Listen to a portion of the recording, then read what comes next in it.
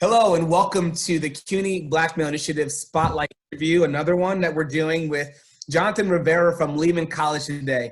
We're so excited to be back with you again. As you know, we're doing, because of social distancing and COVID-19, we're gonna still connect with students virtually to find out how they're doing, how their life has been transitioned through this crazy new pandemic that we've gone through or we're going through, and also just like what adjustments have they made and how has BMI been a part of supporting them in their own transition of being a college student. So we want to hear these stories, share these stories with you, and let you know that BMI is still moving forward. So just a real quick introduction. I want to introduce you from Lehman College, Jonathan Rivera. Jonathan, would you mind just telling us a little bit about your background, just starting with yourself, your year, the class year you're in, the school you're at, the major you're having, what year you're doing, and if you're a mentor or mentee, and just kind of your role within BMI and how you got introduced to it. So just give us a little bit overview of who you are, and welcome to the Spotlight interview. Got it. So, hello everyone. My name is Jonathan Rivera. I am actually double majoring in mathematics computer science at Lehman College. So I'm at a senior level. So I'll be graduating next year, spring 2021.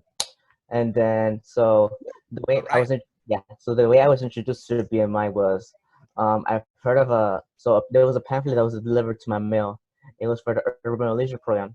So I took a lot of interest to the program, and then weeks before the fall semester, I went to go visit the Lehman College campus for the first time. But I also met Mr. Dees for the first time. So you know how Mr. Dees, Michael Dees. So he was the first person that introduced me to the Lehman community, and then he was also the first person to introduce me to the program and what the program is about. So I took a lot more interest in it, and then I enrolled in his LH 100 class to introduce me to the campus life, which is basically like introduction to freshman life, but the BMI edition. Yep. So, yeah, and in terms of my careers, I'm planning on becoming a software engineer focusing on web development, because website is something like I'm more interested in rather than all the hardcore stuff known as the cybersecurity and all the mobile web development stuff. So it's a little bit more hardcore, but it's something more simple that I could understand it. So my math background is also something that helps me like execute it more effectively. Very nice, man. That's so awesome. So civil engineering with a web development focus. You're a senior. You're about to graduate. That's so exciting. And obviously, Mr. Dees, Michael Dees at Lehman College with the Urban Male Leadership Program has been doing a great work, and it recruits so many great students like you who are out there killing it and doing a great job. So thank you. I believe you're a mentor. Is that correct? How many mentees do you have? So I actually have 12 mentees actually in total. Woo! My goodness. Yeah, I know. How do you do your work? So for me, I have to like connect with them at 2 times a month, right? But for me, my job is to make sure that I do connect with them in a base like won't spend like 2 weeks on length. So for me, literally this month, it's like, registration is coming up. So I text them saying, oh, hey, what's up? How you been? So like, do you need help with registration? How's your course? All that. So I set up a meeting with them online through Zoom right now. So I have to help with them like register for classes and see what's up and see if the plan is going well. If it's not going well, then we set up a follow-up meeting to see, okay, what actions could we take to make sure that you have classes for next semester. So I could give you an example. So yesterday, I had 2 mentees. One of them who is double majoring in psychology and social work. So she had to take courses for her major for psychology, but she couldn't take courses for social work yet because she's not officially a part of the social work major. Right. So we had to find out courses that fit in her schedule, but also meet the criteria for her psychology and general requirements. And then another mentee of mine, so she's a little bit more tough. So it was like she wants to do a bit of everything. Like, oh, I want to do this major, I want to do that major too. I was like, but which one's good for my career? I was like, choose one, please choose one. So we already decided that she's sticking with psychology, but she's also adding business administration along with that. Oh, that's awesome. Yeah, so it was kind of a unique move, but it was also actually a smart move in a sense too. So I was gonna say, that's awesome. I mean, I feel like part of being a mentor is really trying to help people make decisions about their life, even though you're not in charge of them. Yeah, you're still helping them to like kind of like whittle down and decipher and figure out, discern what's the best path forward. And it sounds like you're really getting personally involved in their lives to be able to do that. Yeah? Yeah. Yeah, that's awesome, man. So I just really love that story because it leads me right into like the heart of what I think these conversations are all about. We want to put a spotlight on how the CUNY Black Male Initiative and all its 31 different programs, including the Urban Male Leadership Program at Lehman, which you're a part of, has had an impact on your life and how it's helped you grow. So I just want to ask you just the same 3 questions I'm going to asking everyone who I do these interviews with. First, starting with, what does attending college mean to you? And where would you be if it weren't for college? Okay. So and say it nice and slowly and clearly so we can all understand everything. Got it. So hold on. So for me, attending college is like a dream that I knew I was gonna do, but I didn't know how I was gonna do it. Because as a high school senior back then, there was a lot of students who graduated from my high school who came back to tell us about their experience as a college student. And so for me, they were like being kind of harsh and saying, well, college is hard. Like you gotta put in all the work, your fun time's over. Like it's like work 24/7. You can't stop. So for me, that stuck with me throughout my whole senior year of high school until college freshman year, where I took my first course of saying, okay, here we go. And then after that course was done, it's like, it's not that bad. And then further on, as time moved on, I realized that it was hard, but it wasn't too hard as to how I imagined it to be. It was at the point where I could actually manage my own time and my own efforts to see how good I could do in college. So that was my experience for college. And besides, me being a first generation college student, I'm not able to have the first-hand knowledge of what being a college student is about from my own family, because college and the university level for my family is like taboo. Like it doesn't exist. Like I don't know someone that's been to college that's been to college that can help me with what I'm going through. So I'm kind of like the torch that's leading the path right now to my future generations that's saying, oh, like this is how college life is. You could do this. So I didn't have that confidence or didn't have the support with me at my first years of college. But then as time moved on, I met some people that have the same path as me. And then they helped me on like gain more confidence in myself and believe in myself more to see that, oh, I can do this. Mm-hmm. Yeah, love it. That's awesome. I mean, as a first generation college student, man, like I understand that feeling of just not knowing. I wasn't a first generation college student myself, but my parents went to school as like older adults. And so, we almost had an overlap with college, with me and being in school with my parents.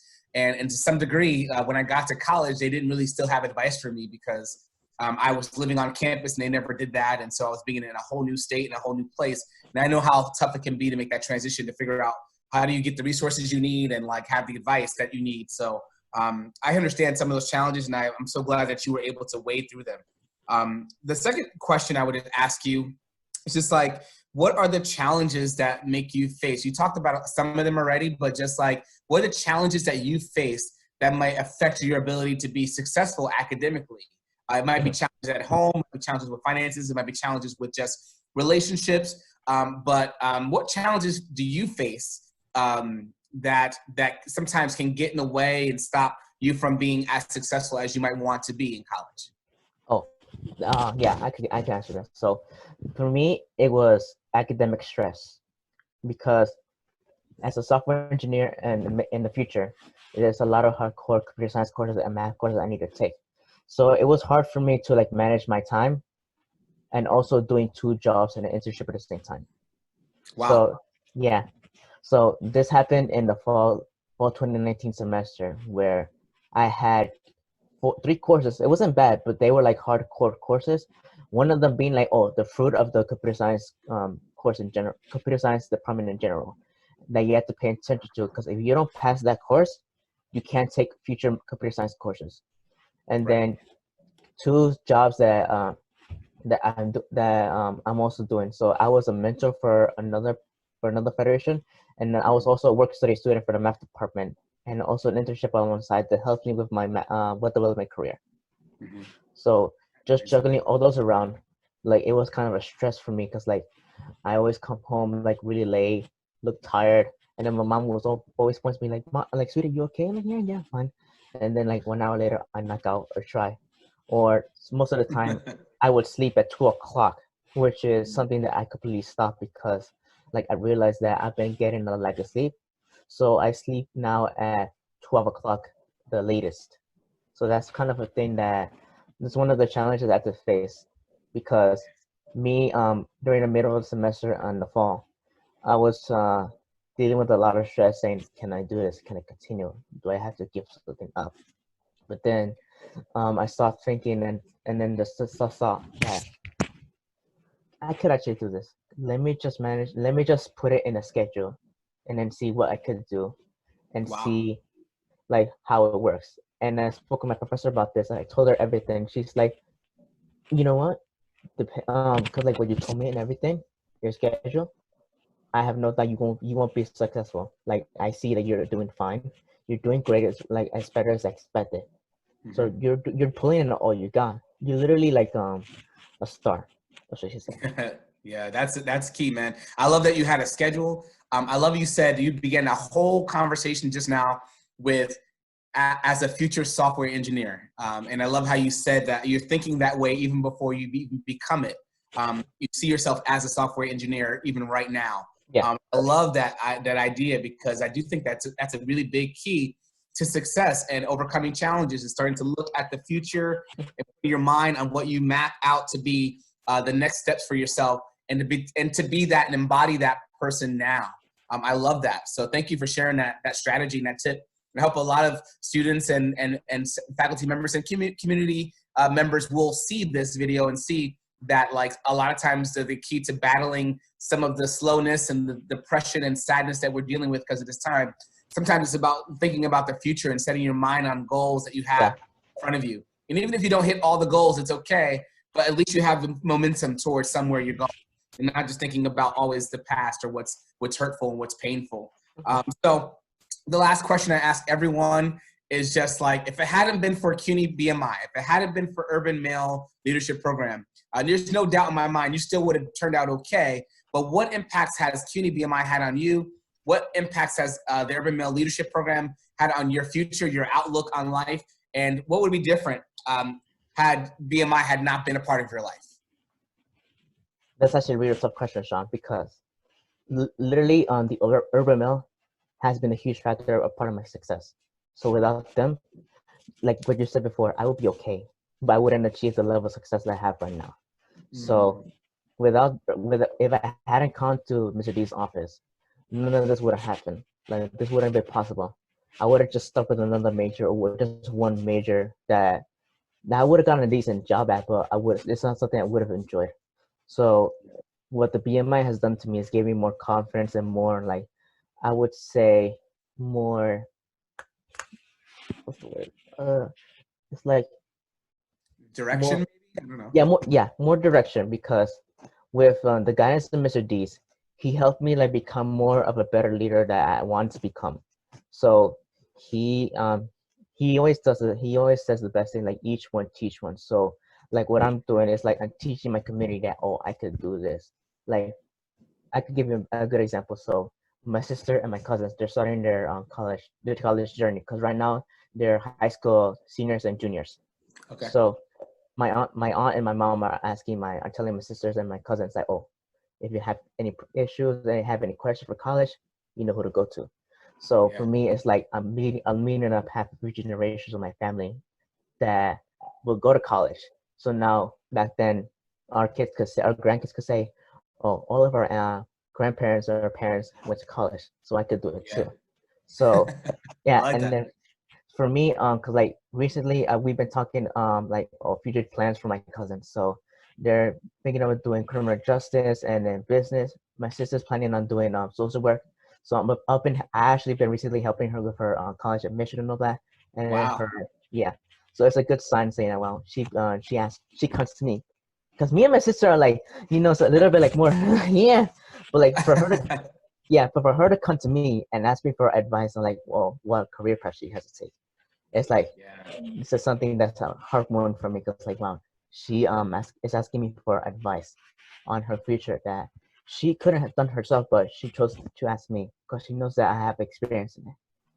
Yeah, that's amazing. That's powerful. I mean, first of all, just to start out with the idea that the leadership that you have kind of taken on because of being a part of an Urban Male Leadership Program, but then now it's translating to actually impacting, leading your family to the future that they want to have themselves. And it's interesting too, because I know about that sibling rivalry, and sometimes you have that one sibling who you just kind of can't seem to get on the same page with, but Exactly. yet still, when it becomes time for the rubber to meet the road and they need help or guidance, you have to be there and provide that support. So kudos to you for just understanding that at such an early age and being able to be willing to be sacrificial and give your time and energy to helping your family be successful even beyond, just school stuff.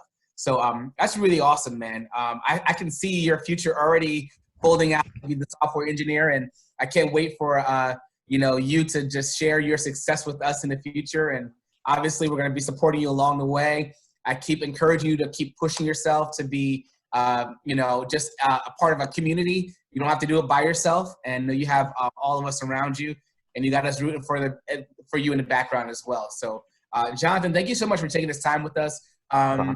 Thank you. Do you want to shout out anybody in terms of your program, your mentors, mentees? Is anybody you want to give a shout out to before we close?